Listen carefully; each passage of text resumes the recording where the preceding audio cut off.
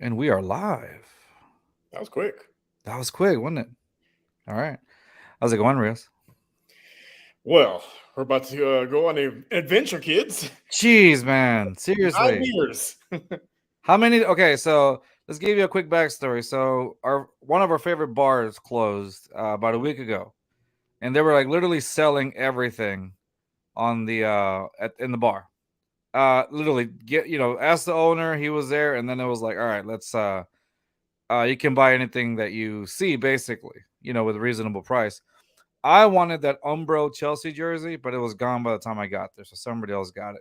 And all that was left was Arsenal, and there's no way I'm buying an Arsenal jersey. I'm sorry, that's just not going to happen. It was framed and all that, but I'm just not going to buy an Arsenal jersey. So I was like, you know what? I just started looking at different mugs. I like mugs, especially beer mugs. So I got me a couple of beer mugs from there, and I mean, it was I like it. I think I got like two beer mugs, right? Yeah. And then we're just there hanging out, Rios and I, and then suddenly I happen to look over by the counter, and then they have this really big mug. Rios, show them the mug again, really quick. Yeah, For that thing. context, All right, put it next to your head now, so people can actually see how big, how long this thing is. Look at that. it's bigger than my head. Yeah, it's about it's bigger than his head. So, uh, it is basically Rios's warm up now. It's just It's my yeah. pregame. So how many beers did it fit? 9 9 beers. Like now, is it bottles or cans? bottles. 9 bottles. That's a 9-pack, y'all. It's a 9-pack. So, Cheers. uh, Or as I cheers. say in my mother country, Prost. This man just hit his mother country. So what did you put? Like, is it all Paulaner or what? Yeah. All Paulaner? Any specific kind or just the regular? Just a Hefeweizen. Hefeweizen? Okay. All right. Yeah. But yeah, that's why we got that mug, and so now that's like become like real. It's like, so so it's like, what did it say? 3 liters? Yeah, 3 liters. Das Boot. Huh? That's Wow. basically the size of a Das Boot. It's 3 liters. Yeah. So Rios is doing that every show now, so he's gonna get plastered throughout the. Be flashed by the midpoint. It's by midpoint, and then you're gonna sound like Rocky. Adrian, I knew no bell. Like that's gonna be you. When I was talking, had a few laughs, told a few jokes. Oh man! All right, now because let's start the show since I haven't been able to play the intro. You ready? Here we go.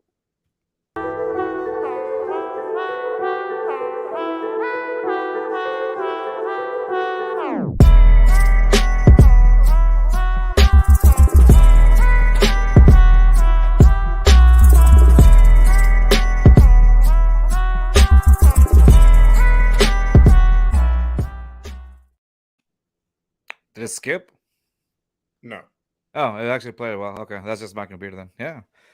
Anyway, so back to where we are. So we're supposed to have Lonnie Marts, but we haven't seen him yet. So if he pops up during this time, then cool, awesome. We'll have a little interview for him. But in the meantime, let's talk some Astros, bro. It was It was a nail biter again, man. Like, I don't know. Do you feel like these types of games should they be as this close or no? Well, as we've been doing for the last few years, we tend to overreact in March and April. Like, and it's give them a give them a little bit of a break. Like it's opening weekend. Like they'll work out the kinks. They're missing Uncle Mike and Altuve. Once I think they're back at full strength, we'll have hopefully less of these nail biters. Because man, I don't know what blood can take it.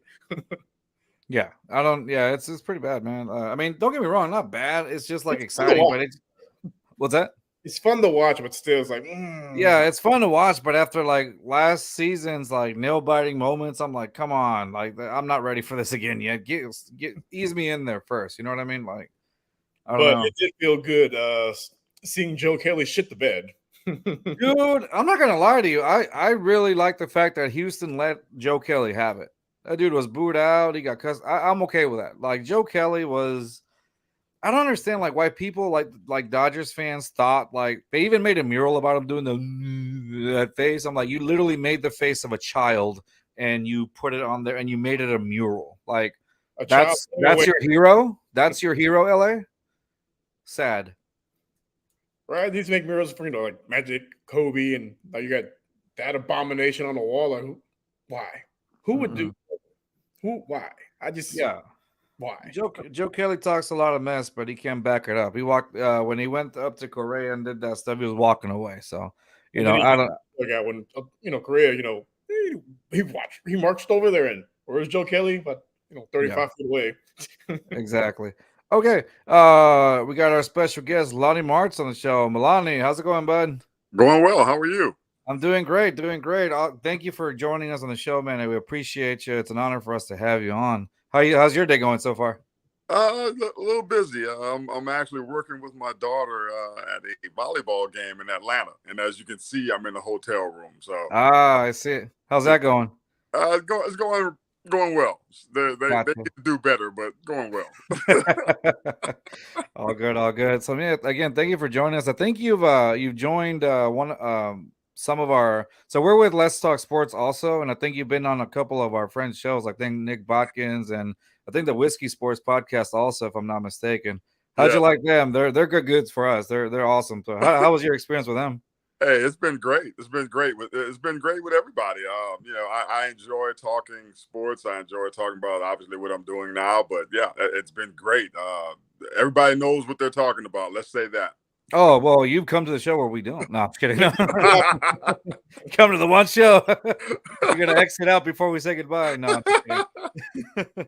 No, that's awesome. So hey, before we even start talking about sports, I was doing some research on you, and man, one of the things that I saw that was just that got me right here is that you started um I believe it's called level the playing field. Is that correct? Yes. Level Yes. Playing Field Leadership Academy. Yes. Yes, I think that's an amazing thing. Like you, like having giving these boys an opportunity, that just help, giving that a helping hand. Can you explain to us a little more about it so that our viewers can understand what it's all about?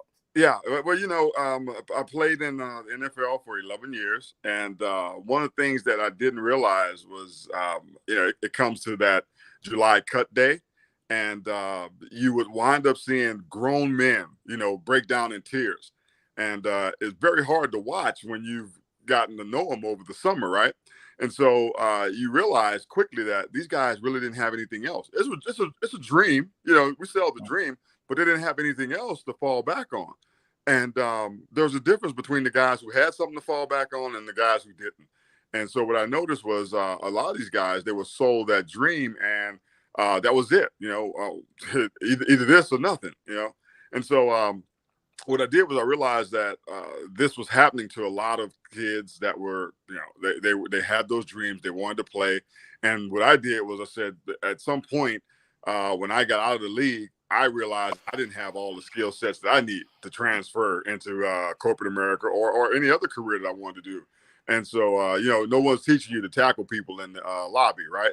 And Right. so, so I was like, we might need to start working on this a little bit sooner, and so give more people an opportunity to do something different because we all have those talents. And that's what I did with Level the Playing Field. We actually train and work with boys, really fatherless boys that they don't have that guide in their lives, and so you want to have that guide.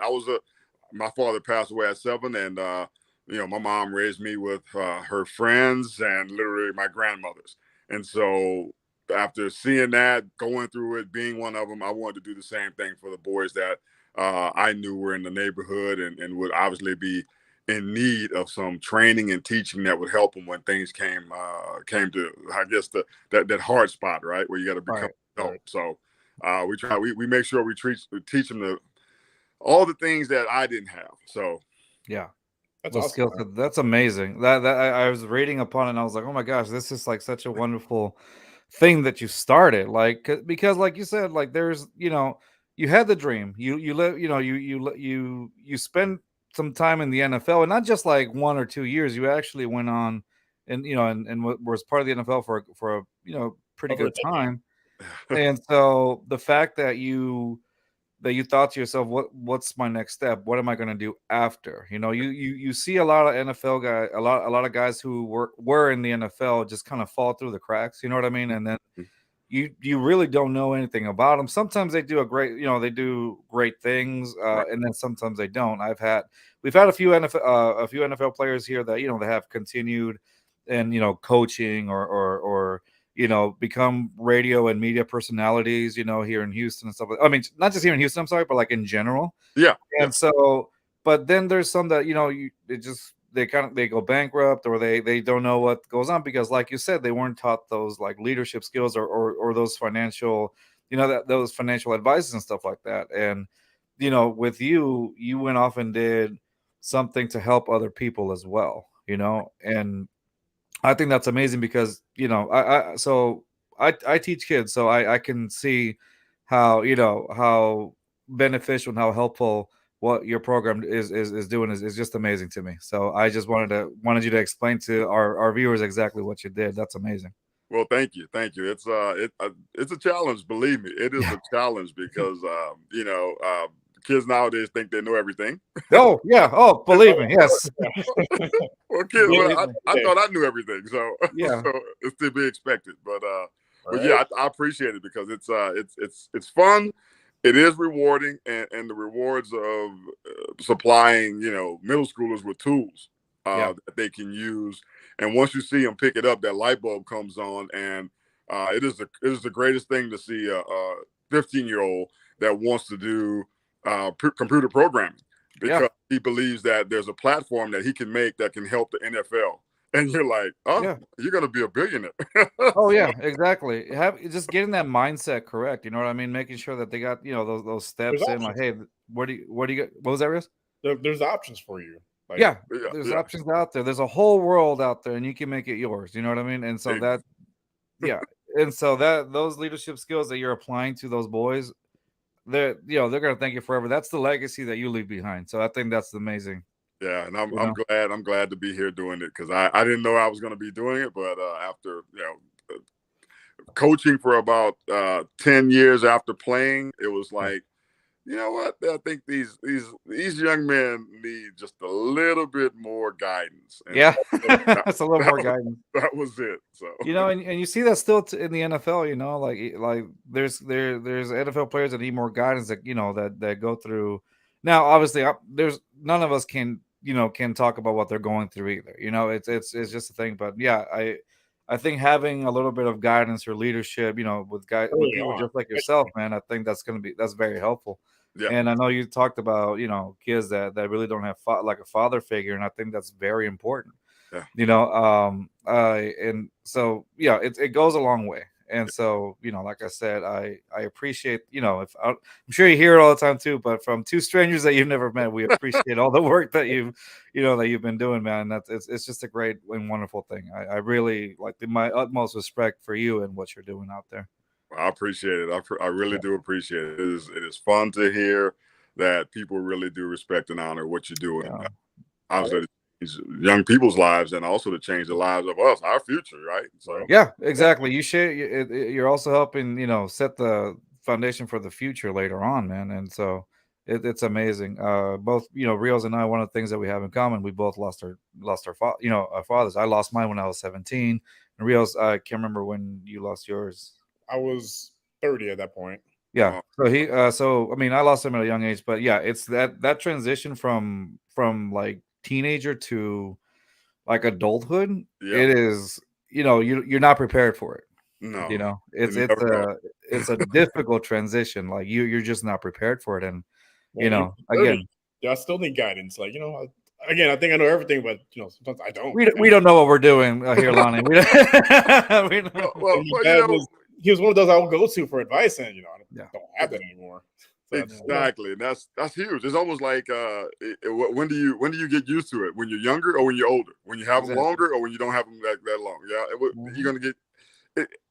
One of the things that always pained me was I would always see young men celebrating with their dads, and they're in the league, right? And they've played and they've had a great game. They've done a really good job, and there's someone there to pat them on the back and really say, "Hey, man, yeah, I'm proud of you. I'm gonna take you out to dinner," and it's or either the son can take the dad out to dinner. That's a great thing when you can take care of your parents, right? Oh yeah, and then to have your dad say that, and so we lost that opportunity, and it would be a reminder, a stark reminder of what's really needed and what you miss. And so for these young men, I'm like, hey, I'll be there, and I'll supply you a mentor that can be there at your games and just give you that leadership and guide, the tools that you need, as much as possible. And so it's a good thing. So and these young men need it, man.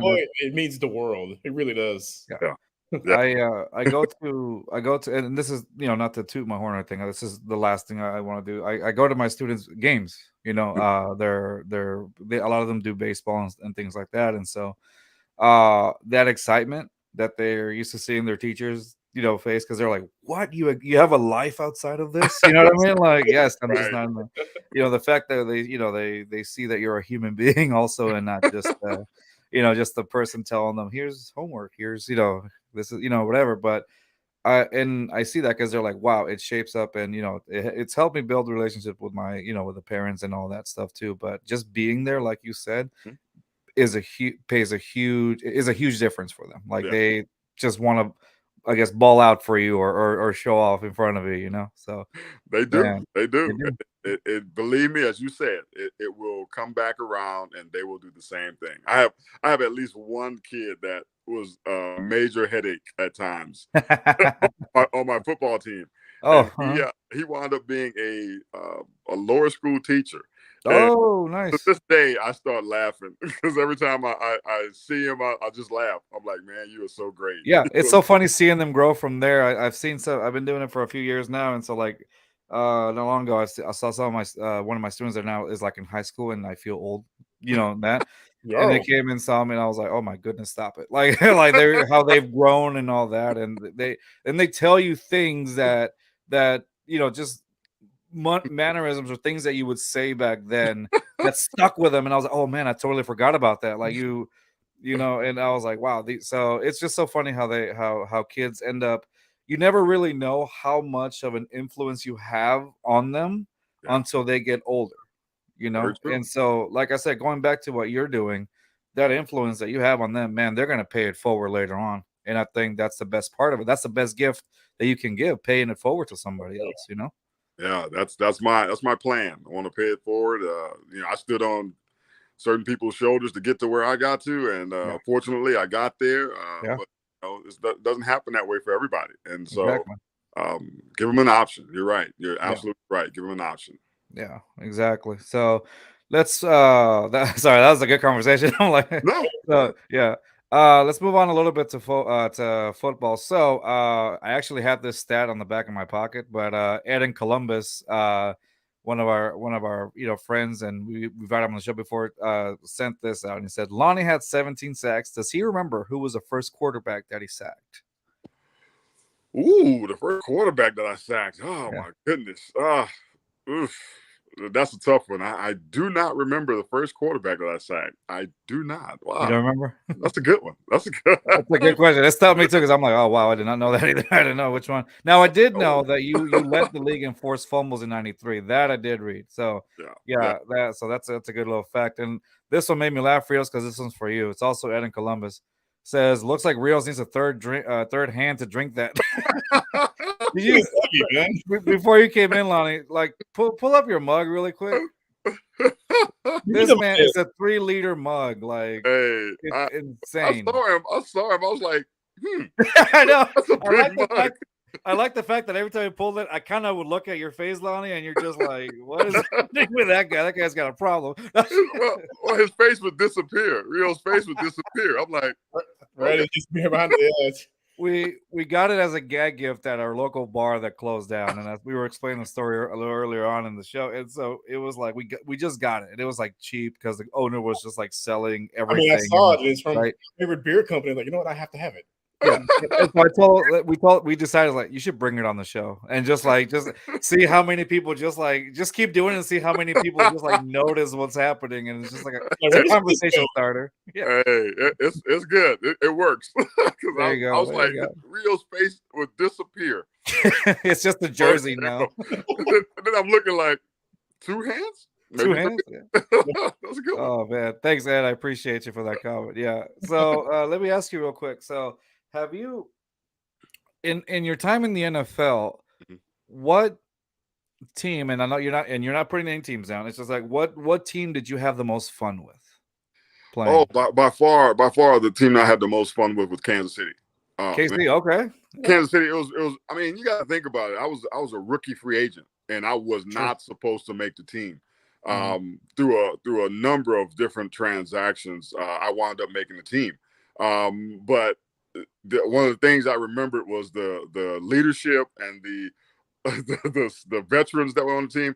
I got to play on the defense with, I would say, no less than maybe 5 Pro Bowlers and possibly 3 Hall of Fame guys. Yeah, And Thomas was there. You had Dirk, Dirk Thomas, Neil Smith, you had yeah. Dan Salamur, Dino Hackett, who else? Albert Lewis, Kevin Ross, Kevin Yeah. Porter. I mean, we were stacked, and Yeah. these guys, they didn't let you get on the field with them if you weren't, you know, Yeah. Up to par. yeah, Yeah. you better play up. And Yeah. so You I earn got your spot. a field, and they were fun when you were doing your job. When you weren't, there were problems. They let you know for sure, huh? Oh yeah, oh Yeah. yeah. You know, it was a couple things I remember was being able to go out to practice, and we would have like days like Halloween, right? We got players running around with costumes on at practice, running routes with costumes on. You're like, what is this, man? What kind of foolishness is this? So it was fun to be in Kansas City. First Monday night game in a while too. Fans were nuts, and Wow. so I really loved Kansas City. That's amazing. And so you were discovered. You were, correct me if I'm wrong here. Were you discovered by Tony Dungy? Is that correct or no?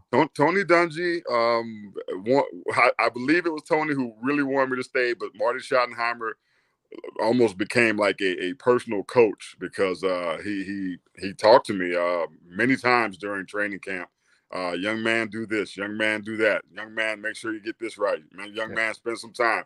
Stay out of the streets with the players that want to be out there. You got a future here, and so I did exactly what he said, and wound up making the team. So yes, I would say Tony Dungy wanted me to stay. Marty Schottenheimer kept me. Bill Cowher coached me. Man, Wow, Bill Cowher, that's amazing. Hall of Fame coaches right there. Like, man. Oh, it's more than that. You got Bruce Arians, you got Joe Pendry, man. Howard Mudd was the offensive line coach. Tom Pratt was defensive line coach. Kurt Schottenheimer was the special teams coach. Yeah, it went on and on. Herm Edwards was the assistant DB's coach. So yeah, we Yeah, run a lot it was of a stacked team. guys. Yeah. I forgot Bruce Arians was part of that too. I just said when you brought it up, I was like, oh wow, Bruce Arians was part of that too. Oh Yeah. yeah. Oh That's man. that's some guys. So when you played in Tampa Bay, it is now I was reading in different comment sections and stuff like that. It said that you were at your highest level. How did you feel when you were playing in Tampa Bay? Like they said that's when you had, when you were at the top of your game. I was coming in as a little bit more of a veteran. I got a chance to work out with Hardy Nickerson, who taught me literally the game of NFL linebacker, and so game really did go up, and I already had a motor that I wanted to play that way, and so got with him, and then we brought in Derek Brooks and Warren Sapp, and obviously we had Chidi Ahanatu. I mean, we had some guys, Eric Curry. And so our defense was stacked, and we had that mentality, and Hardy would push that mentality every day, and so you became a professional. That was the difference. I became a professional in Tampa Bay, and so it was no longer I just want stats. It was more about how does a professional go about doing his work every day, and do you leave that imprint on the guys behind you? And so we had guys like John Lynch, what's really really impressive to me is that John Lynch, Warren Sapp, and Derek Brooks all mentioned, myself and Hardy Nickerson as leaders on the team, and we have no idea why they would do that because they're so much elite company right there. Yeah, that's a good. Yeah. they're better than we are. So we were like, hey, it's good. It's good. I think we did our job, and so yeah, I became a professional in Tampa Bay. Awesome, awesome. Yeah, yeah, that's what I was reading. I was like, man, it seems like Tampa Bay was, I guess where the game slowed down a little bit more for you, and you just felt like you were honing your craft as a player. Yeah, yeah. I'll tell you what, I got better at um, this defense. We did a blitz, and would always Monty Kiffin would always call this blitz, and he's like, "Hey, I'm getting you home. You got to get there." Yeah, I would love to hear it when he called it. I knew it was on me, and so I would get there. And that year, I think I challenged Warren Sapp on our team for sacks, and he beat Oh, 1 or 2. But yeah, we had fun. We had fun. Just competing. So I like that. I think that's the fun aspect of it. Just like you said, telling Warren Sapp competing for sacks or whatnot. But that's motivation right there. That's that motivation. Wherever you get to talk trash to your, to him if you didn't anyway. But that's right, amazing. right. Yeah. So it's a help. It was a help. It Yeah. again that to me, yes, spending the time after practice. I remember one of our first training camps with Hardy and Derek, even John Lynch. We took about 30 minutes after each practice. Back then it was 2-a-days, right? Real Right. two. We took 30 minutes after each practice and worked on that craft. So when you say honing it, yeah, we worked on how to get through blocks, blitzes, what to do when our guys, didn't do their job correctly. What was the next thing? And so, if you really think about it, we were the original Tampa Yeah. 2. So when Tampa they 2 defense. Tampa 2 defense, that was us. So Yeah. Let me ask you something. So if you compare to, I don't know how much NFL you watch today or whatnot, but to this day, what do you think the biggest differences are from the NFL during the time that you played to now? Do you feel like the game has changed so much in different ways, or what do you think? oh man, don't get me started. It is. The game has changed, but I do have to. When I first left the league and I started watching, I was mad. I was a mad player. I was like, "There's garbage. There's junk. There's nobody out there really playing. They're just paying people because they can run fast and they're bigger. Right. They don't have the skill. They don't have the craft." But lo and behold, there are some players who do have that skill and craft, and they're serious about this business. And sometimes you got to realize that these guys get paid because they are big and fast and faster, and so that may work. But I know for me, I really had to work on the skill, and I don't see a lot of that going on right now. But you also, the NFL did a big change. They got rid of the older guys who, from my aspect, the older guys were the ones that taught the skill to the younger guys that came in, and it took a minute, but you got it, and you start getting serious about it, which happened to me. But everybody's not me, so nowadays I see the guys playing. I could tell you right now when I watch TV and I'm looking at it, I can tell you exactly where the problem is. I can tell you what's going on, who's getting beat, who's not doing their job. That's from years of watching film, but Yeah. it's the fact that I can see that someone doesn't know the skill set they should have, but it hopefully they'll get that, and if not, they probably won't play that long. Yeah. And NFL is about merchandising, right? Right. They're gonna make money and they're gonna pay money, so they got to do something to keep people watching. One of the things I'll say right now is I do not like the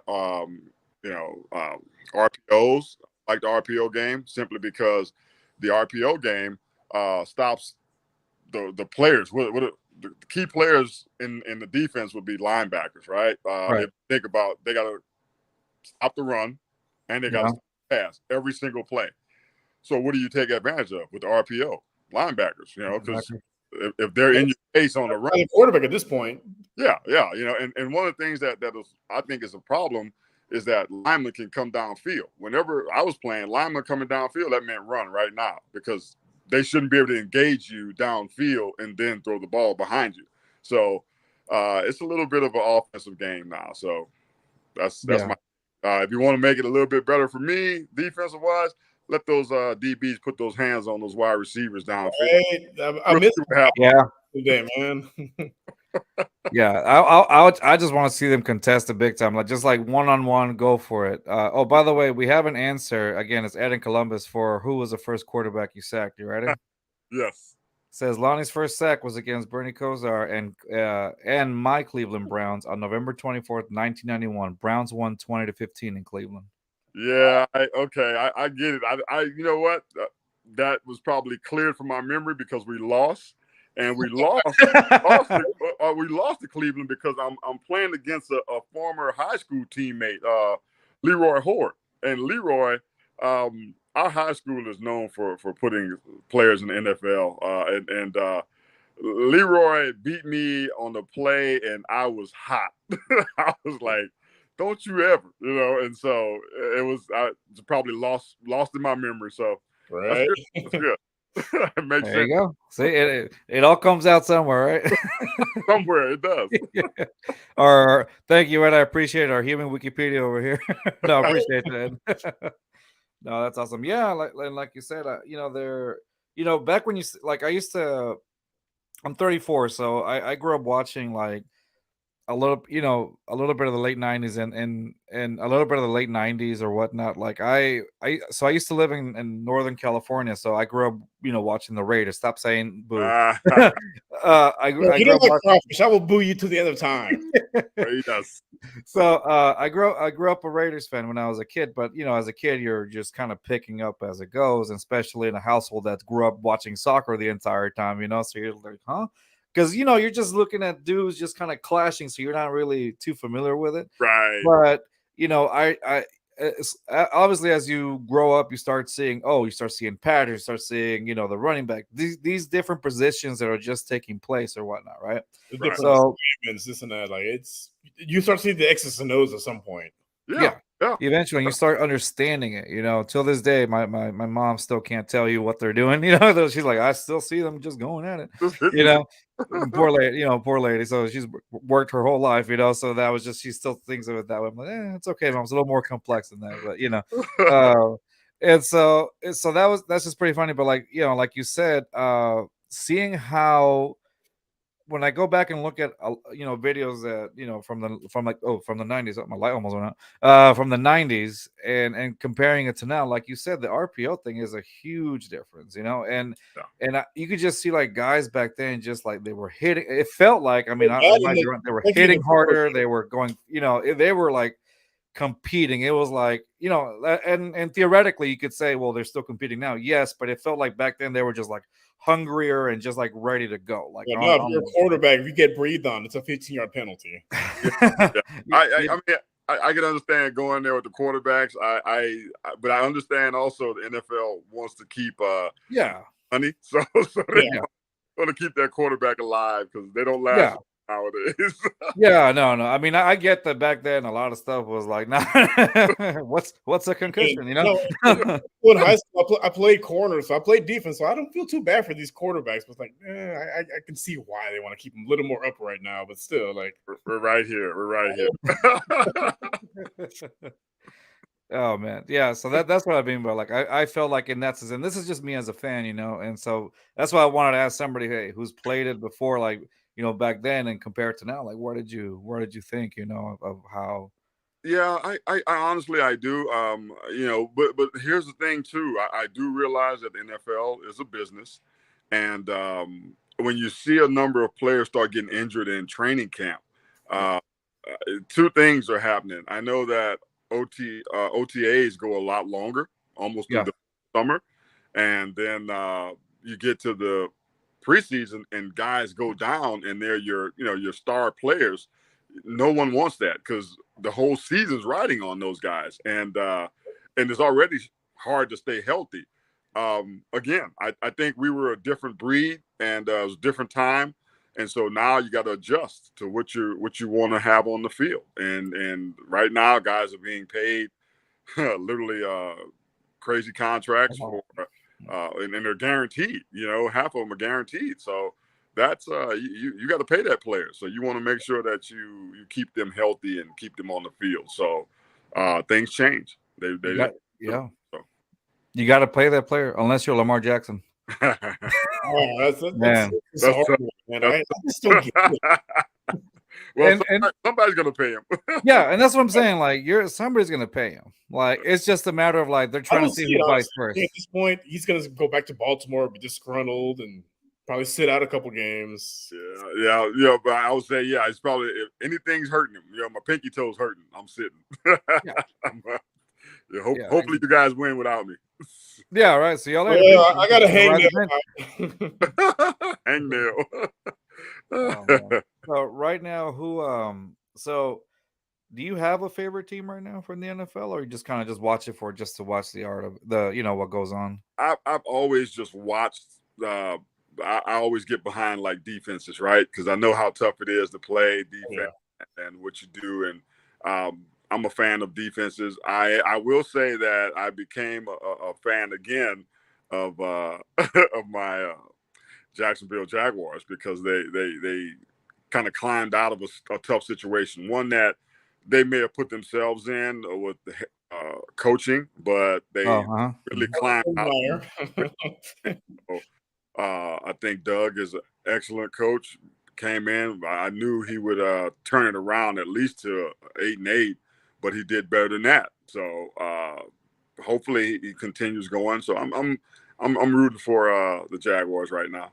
Okay. Yeah, they're the ones. I predict that Rios and I, we're Texans fans, as you can see from the background here, and we're local here in Houston. So it's just obviously our Texans have been through their whatever their ordeal for the last few years, and now with D'Amico Ryan's getting hired, I think that's a step in the right direction. Hopefully getting us a QB in the draft and all that. So I had picked, and I think Rios did too. We had both picked Jacksonville to win it, to the division at least this year again, and then maybe I think the following or the next 2 years the Texans might give them a little competition. But right now, I don't see the Colts or the Titans going anywhere. But it's going to be between the Texans and Jacksonville is my prediction. You got the defense and they got the franchise QB. That's what you need. You got those elements. It's it's hard to beat. And I think they really showed their ability to pick and choose receivers too, because they got receivers that came in that really stepped up to the plate, and so they really performed well. And when you're talking about the Texans, I think the tough part about the Texans is you look like you had it going in the right direction, and something internally happened. Obviously, QB was a part of that, but I do think you guys are strong and you can play. Lovey, I played for Lovey. Lovey was my my linebackers coach with Tony Dungy, and so I know he's a good guy and he means to do well. Great coach, and definitely a great character builder. And so it just didn't work out. But I'm hoping that the Texans get back on it, because you never like to see a team just kind of fall off because of off the field issues and things like that. And so you would hope that the coaching staff gets it together and then it becomes a more competitive team as well as a more competitive division. So let me, that's true. And let me beard goals. Like I would love to have a beard. Like Lovey's beard. Did you see that? Oh my goodness, that is like that. It was majestic. Yeah, right. No, that's a beard. Like, it's so funny because like you could see like his older pictures when he didn't have any. Like, it's Lovey. But now that beard though, I was like, oh, that goals right there. All like right. When I get to that age, I want it like that. Like that's to me. You could tell who it was by the beard. Hey, that's Lovey. That's Lovey Smith. That beard commands respect, sir. And so yes, sir. No, sir. Yeah. Yes, sir. Yes, sir. Yeah, exactly. That's all it was. So how was your experience working with Lovey? I know you said you shed some light a little bit on how he was a character builder, but how did you like playing under Lovey? The thing about Lovey is he's a lot like Tony Dungy. They might get riled up underneath, but you can't really tell. And so there would be things that would happen on the field that I knew Lovey probably was about to bust a nerve over. And we're watching it in the meeting room, and he does not go off. He just he'll just click the film off, turn the lights on, he'll turn to you, and he'll start talking in a very calm demeanor. It's like, that's not going to work, right? That's just, we can't that way. It's not going to be something that we ever do here at the Tampa Bay Bucks. And as long as you play for me, I don't want to see that happen again, okay? And just turn back around and get back to the film, and you're like, oh man, I think legitimately that's a little bit more scary than him just getting on your face. Does that make sense? oh yeah. Yeah. You knew, and here's the thing: since he was such a good quality guy, just like Tony, whenever you disappointed him and you came to the sideline, you couldn't even stand next to him or look him in the face. You felt that shit. You're like, no. Yeah, it's just I know the feeling. oh man, I can't wait to get back out here and make this right. And so it was good. It was good. He was a really good coach. Knew everything. Knew how to.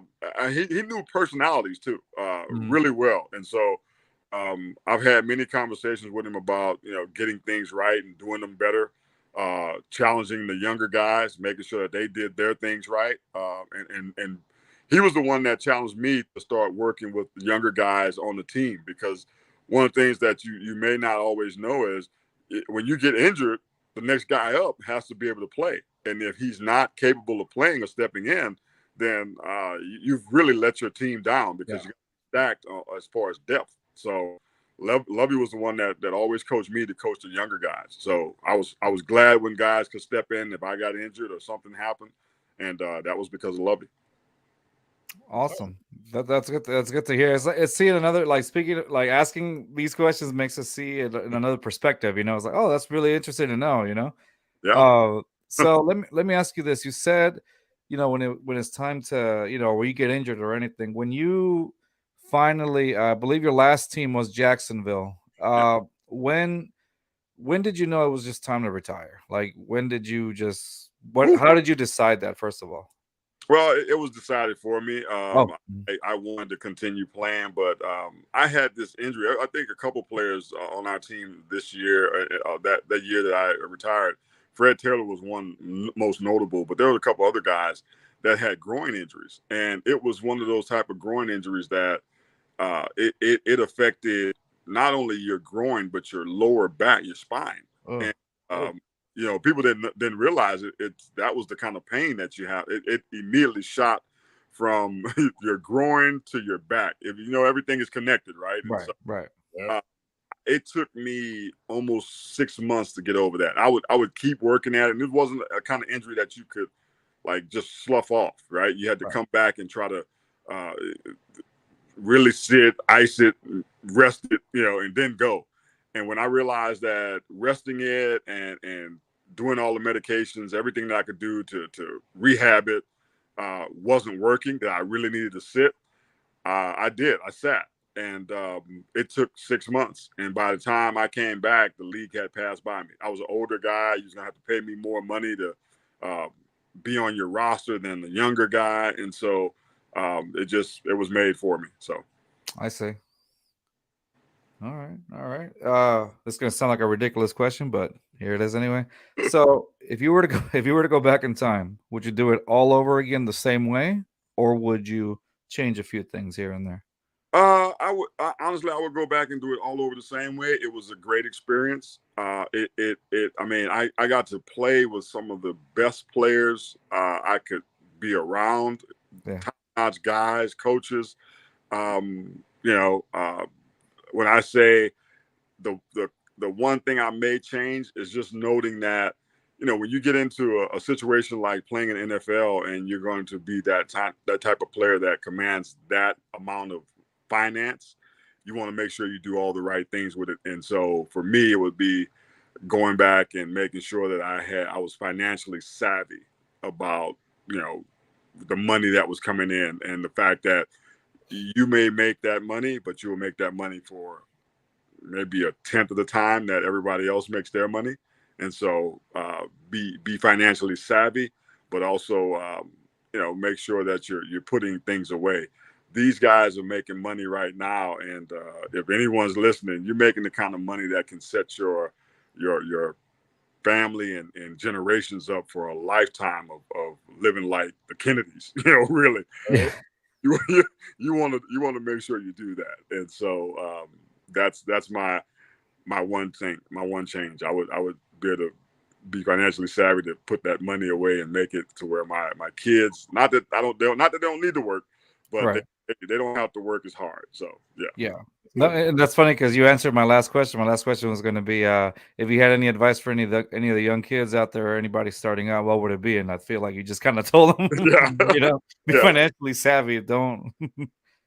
Yeah, I mean they're making a lot more money, but again, the money that you make 10 years. If you make it for 10 years, you should be able to put your kids up and your kids up for years. They Yeah. should be like, what do we want to do today?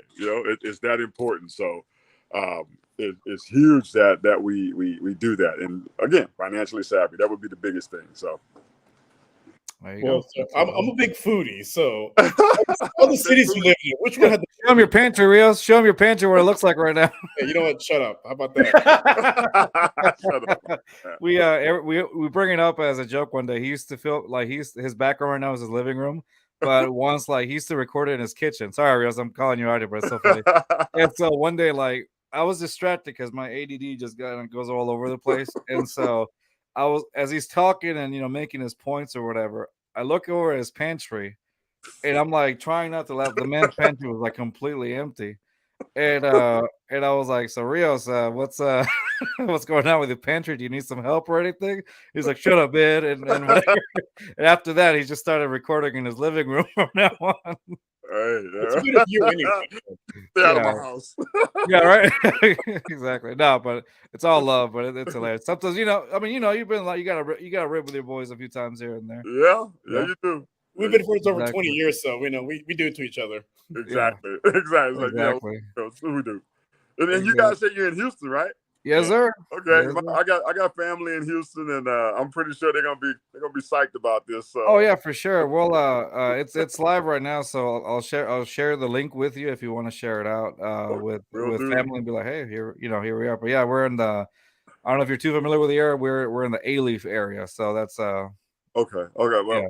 I think a couple of my people out in Cinco Ranch, like Katie and that area. Oh, it's not too far actually. Yeah. Okay. Okay. Yeah, it's not too far. I met my girlfriend and Katie, so it's Ah. yeah. Or my producer, right, honey? Love you. She almost threw a shoe at me. No, but Lonnie, thank you so much, man, for coming on the show and just being a wonderful guest and being a part of this. She threw a shoe.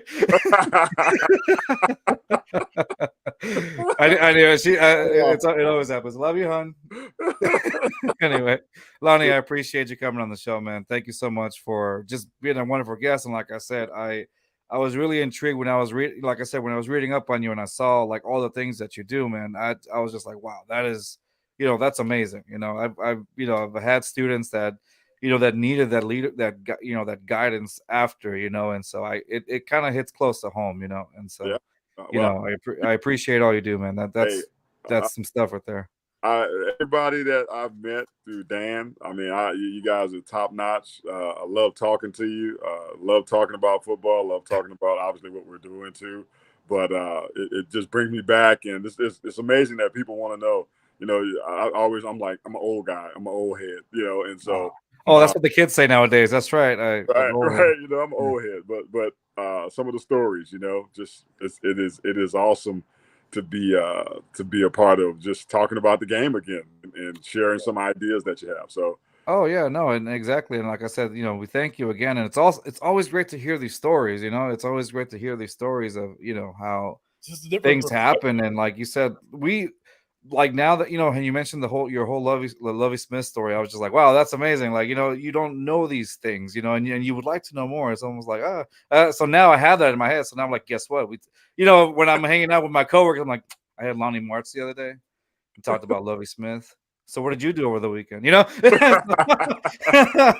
And so it's just really cool stuff. And for me, it's just like I enjoy doing this, and then get to talk to former players and all that. So I just think that that's amazing. And again, I thank you for coming on the show, man. Seriously, we got to have you again if you're up for it, of course. Hey, I'm always up for it. Like I said, I have not met one person through Dan that, I mean, you guys are top notch quality. I appreciate you. being interested. Be honest with Thank you. you. Thank you. I was like, oh man, we thought we were gonna be the one. Sorry, Dan. But yeah, it's been great. It's been great coming on. I thank you. Yes, I will come on anytime, Carlos, Rios. Anytime. No problem. I got your contact info, so one of the, just come on in one of these days. I'll let you know. And geez, man, come on. Rios, it's okay. I'm sitting in the hotel room, and what you probably didn't notice right just then, my daughter actually snuck into the room. She opened the door behind me and crawled in, grabbed her bag, crawled back out. And I'm like, we did not. Obviously, Rios didn't. What are you doing? But yeah, it's all good. All good. I appreciate you, Lonnie. Thank you. Thanks for our viewers. Thank you guys for watching us. I appreciate it. We'll see y'all Monday. Peace. See y'all later. Thank you, Lonnie. Appreciate you. All right. Take care. Bye-bye. Bye.